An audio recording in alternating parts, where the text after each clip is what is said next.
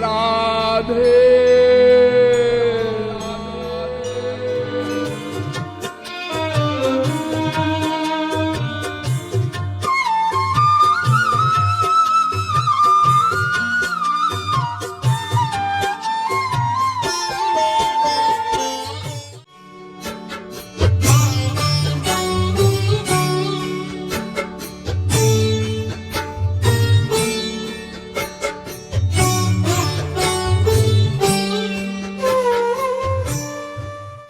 काशी विद्वत परिषद में जब महाराज जी गए थे, जब उन्हें जगत गुरु उत्तम की उपाधि मिली थी, 9 दिन तक उनका प्रवचन हुआ था, तो इतनी क्लिष्ट डीप संस्कृत में बोले थे कि बहुत से विद्वान समझ ही नहीं पाए थे। उसके पश्चात श्री महाराज जी संस्कृत यूनिवर्सिटी में बोले तो वहां सरल संस्कृत में बोले। उसके पश्चात श्री महाराज जी हिंदू विश्वविद्यालय जो बनारस में है, मदन मोहन मालवीय जी ने जो बनवाया था, जब वहां बोले तो हिंदी में बोले, बाकायदा उदाहरण देकर। तो काशी के 5-6 विद्वान हर जगह श्री महाराज जी के साथ गए थे। उन्होंने श्री महाराज जी से कहा कि महाराज जी, अगर कोई आपका चेहरा न देखे और केवल तीनों जगह का प्रवचन सुने तो वो ये मान ही नहीं सकता कि ये एक ही व्यक्ति के प्रवचन है। श्री महाराज जी ने कहा, भाई क्या करें, जैसे श्रोता होते हैं उन्हीं के अनुसार बोलना पड़ता है। अगर हम अधिक गहराई में ले जाएंगे साधारण श्रोताओं को तो वो बेचारे कुछ समझ ही नहीं पाएंगे। तो जो प्रवचन महाराज जी हम लोगों के सामने बोलते हैं, क्या महाराज जी में उतनी ही योग्यता है? नहीं नहीं, उनमें तो अनंत योग्यता है। उनके डिवाइन स्वरूप पर यदि आप लोग विचार करें तो उनमें कितनी योग्यता है ये कोई समझ नहीं सकता। लेकिन वो अपनी शक्ति आवश्यकता के अनुसार प्रकट करते हैं। अपने ज्ञान को, अपनी योग्यता को अधिक प्रकट करने की कोई आवश्यकता नहीं। तो जिस अवतार में जितनी शक्ति प्रकट करने की आवश्यकता थी, उतनी शक्ति भगवान ने प्रकट की। इस आधार पर ये नाम पड़ गए कि ये भगवान का अंशावतार है, ये पूर्णावतार है। देखिए, भगवान के प्रमुख रूप से जो अवतार हैं वो सुनिए।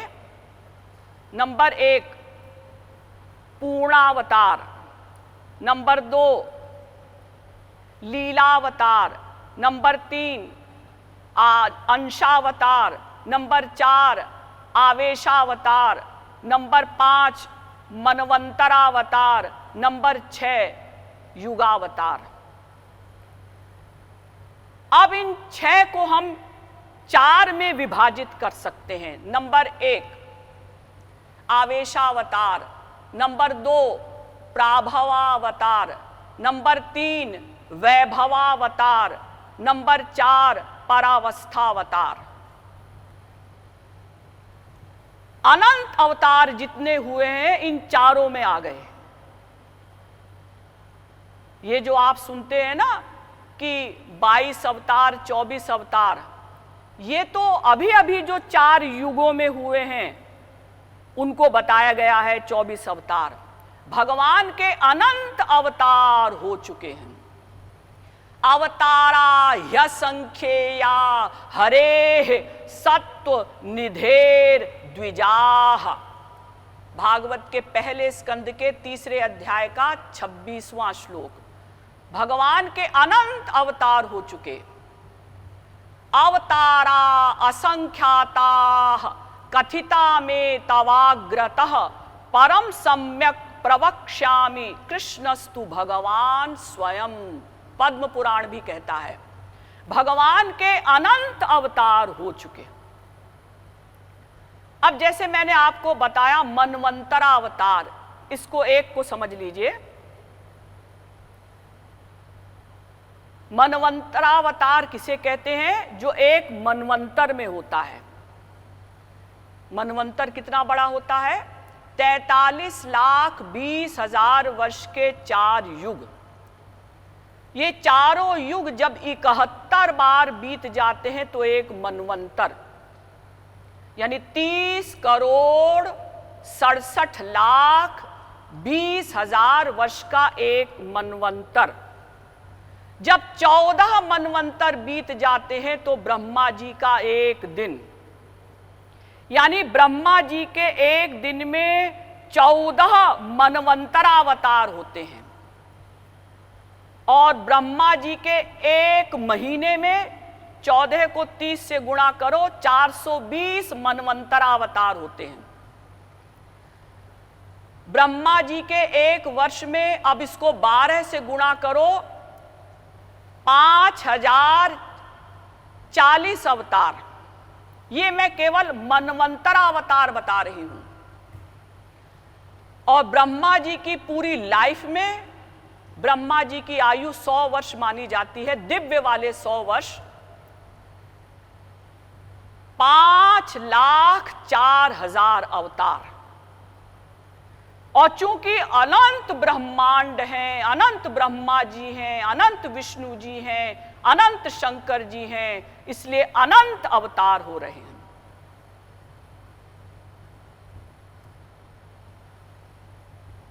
जन्म कर्माभिधानानि सन्ति मेंग सहस्रशः न शक्यन्ते नु संख्यातु मनन्तत्वान्मयापि।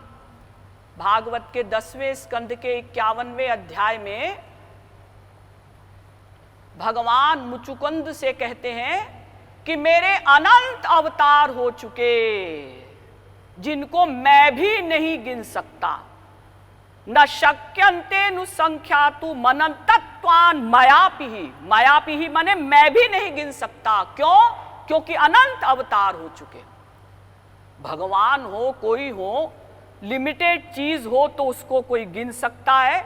जब अनंत अवतार हो चुके होंगे तो उसको कौन गिन सकता है? हर ब्रह्मांड में कहीं ना कहीं हर क्षण अवतार हो रहा है। कभी कभी एक साथ हजारों ब्रह्मांडों में अवतार होता है। मैंने आपको बताया था कि प्रमुख रूप से 4 प्रकार के अवतार होते हैं। नंबर 1, आवेशावतार। आवेशावतार में सबसे कम शक्ति प्रकट होती है, जैसे नारद जी का जो अवतार है ये आवेशावतार कहलाता है। दूसरा होता है प्राभवावतार। इसमें और अधिक शक्तियां प्रकट होती हैं। अब ये प्राभवावतार भी 2 प्रकार का होता है। एक अवतार ऐसा जो थोड़े समय के लिए आया, 10 मिनट के लिए, 5 मिनट के लिए, जैसे हंसावतार, मोहिनी अवतार, फिर अपना चले गए। और एक अवतार ऐसा जो 10 वर्ष, 20 वर्ष, 100 वर्ष रहता है, जैसे वेदव्यास जी, इन्होंने इतने ग्रंथ लिखे। ये भगवान के प्राभवावतार हैं। नंबर 3, वैभवावतार। इसमें और अधिक शक्तियां प्रकट होती हैं, जैसे कूर्मावतार, मत्स्यावतार, वाराहावतार इत्यादि।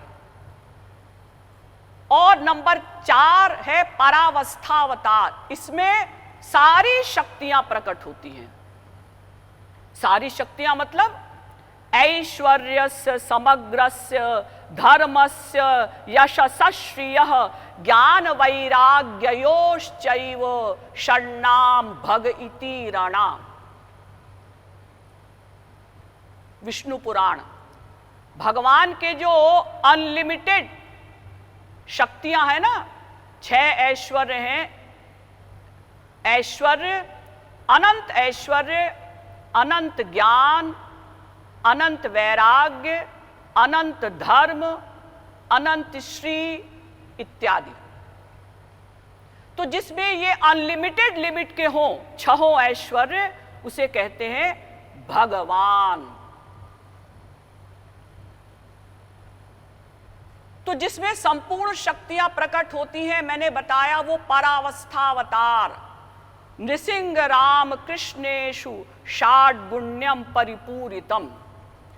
तो पूर्णावतार यानी समस्त शक्तियां जिसमें प्रकट हुई वो कौन कौन से अवतार हैं?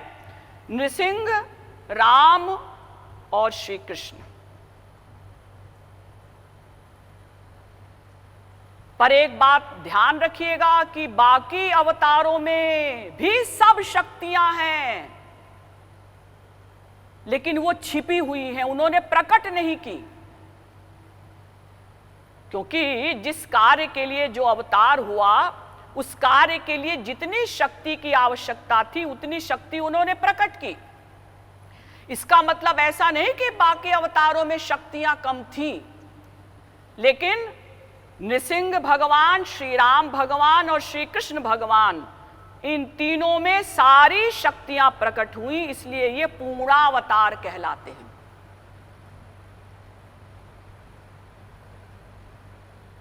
लेकिन एक बात का ध्यान रखिएगा कि वैसे तो सभी अवतार परिपूर्ण हैं। सर्वे पूर्णाः शाश्वताश्च देहास्तस्य परात्मनः हानोपादान रहिता नैव प्रकृतिजाः क्वचित्। वराह पुराण। भगवान के सभी अवतार पूर्ण हैं और समस्त अवतारों के शरीर दिव्य हैं, चिन्मय हैं। भगवान के जितने अवतार हुए, अनंत अवतार, सभी अवतारों में संपूर्ण शक्तियां हैं और सभी अवतारों के जो देह हैं वो दिव्य चिन्मय हैं। जैसे दीपावली पर आप लोग चीनी की मिठाई खाते हैं ना, चीनी की मिठाइयां बनती थी पहले, आजकल तो कम बनती हैं, केवल चीनी की। तो उसमें शक्ल अलग अलग होती है, किसी मिठाई की शक्ल घोड़े की है, किसी की हाथी की शक्ल है।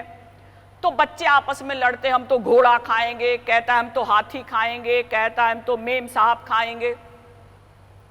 माँ बाप हंसते हैं ये बच्चे बेचारे भोले हैं, नहीं समझते। अरे चाहे घोड़ा खाओ चाहे हाथी खाओ, सब चीनी ही तो है। ऐसे ही भगवान के सभी अवतार परिपूर्ण हैं, समस्त अवतारों में समस्त शक्तियां हैं और सभी अवतारों के देह भी दिव्य चिन्मय हैं। आप अगर अधिकारी बनने पर शूकरावतार के एक रोए को देख लें तो आपको वही आनंद मिलेगा जो श्री कृष्ण के कटाक्ष को देखने पर मिलता है। क्यों? क्योंकि केवल शक्ल का फर्क है, बाकी भगवान में देह और देही का भेद नहीं होता। स्वयं भगवान ही अपना शरीर बन जाते हैं। तो जब वो स्वयं भगवान ही हैं तो किसी भी रूप में हो, सब में बराबर आनंद है, बराबर रस है। हाँ, ये बात अवश्य है कि अगर आप शूकरावतार का ध्यान करने के लिए चलेंगे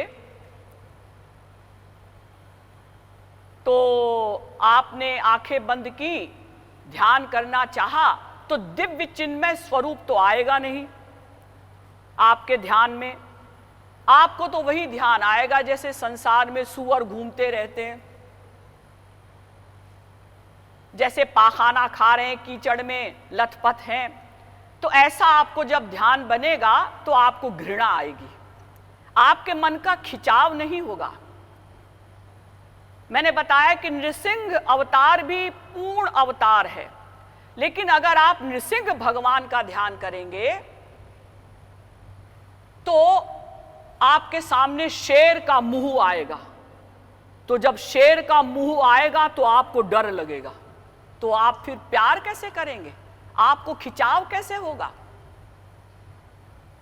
इसीलिए यद्यपि नृसिंह अवतार, श्री राम अवतार, श्री कृष्ण अवतार ये तीनों परिपूर्ण हैं, लेकिन चूंकि नृसिंह भगवान ने कोई लीलाएं नहीं की, भगवान आए, हिरण्यकशिपु को मारा, देवताओं ने स्तुति की, नाचे कूदे और भगवान चले गए। इसीलिए लोगों ने नृसिंह भगवान को नमस्कार तो किया, लेकिन उनके विशेष उपासक नहीं होते। विशेष आकर्षण है केवल 2 अवतारों में, रामावतार और कृष्णावतार। इन्हीं 2 अवतारों में विशेष लीलाएं हुई जिसमें जीवों का मन खिंचता है। हमको तो ऐसा स्वरूप चाहिए ना जिसके रूप में भी आकर्षण हो, जिसकी लीलाओं में भी आकर्षण हो, गुणों में भी आकर्षण हो, तब तो हमारा मन लगेगा उस भगवान में। इसीलिए श्री राम और श्री कृष्ण के उपासक अधिक हुए हैं और भविष्य में भी होंगे।